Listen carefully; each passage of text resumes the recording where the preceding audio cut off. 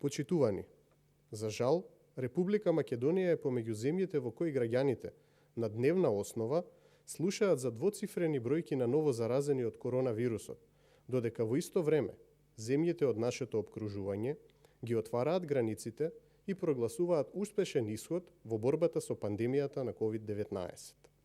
Нашата земја е високо на листата, но за жал на онаа негативната, според бројот на заболени на милион жители и според бројот на починати на милион жители. Дали и зошто граѓаните се оставени сами да се справат со така наречената нова реалност?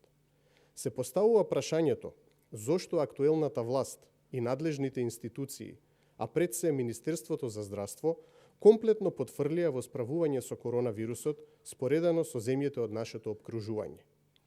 Ние како Комисија за здравство на ВМРО ДПМН од самиот почеток на оваа криза бараме во континуитет да постои само еден единствен приоритет, особено сега во актуелните новонастанати услови, а тоа е здравјето на граѓаните да се стави пред се и над се. Дали е толку тешко да се реализира ова барање? За разочарувањето од одлуките на Комисијата за заразни болести е безпредметно да се коментира.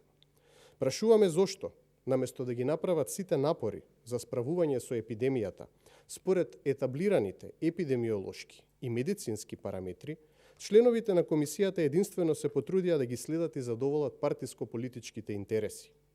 Дали и зошто повеќето од членовите на Комисијата за заразни болести се презентираа како лица кои ги ставија личните и партиските интереси пред интересот и здравјето на граѓаните. Тоа ќе го проценат граѓаните сами. Република Македонија располага со реномиран и докажан медицински кадар, кој што знае прецизно како и што треба да се направи во една ваква состојба. Затоа мора да го искористиме потенцијалот на професионалците и да се формира ново, комплетно независно тело од докажани експерти, на кој водилка ќе им биде пред се и над се здравјето на граѓаните. Остануваме доследни на се што сме изјавиле досега. Наш единствен приоритет беше, е и ќе остане здравјето на граѓаните. Благодарам.